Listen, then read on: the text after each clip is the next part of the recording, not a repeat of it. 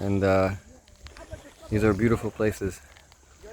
We just have to make sure that we come out and enjoy these beautiful places, but at the same time we don't do anything to compromise its beauty. We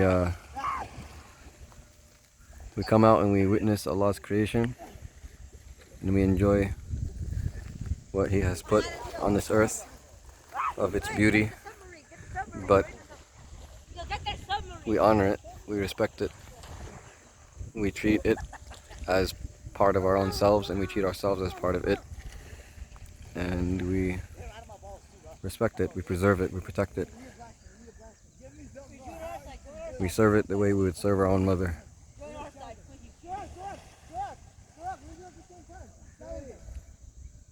And the earth will speak on the Day of Judgment, and it will tell Allah all the things that our species, did upon it. يومئذ تحدث أخبارها بأن ربك أوحى لها.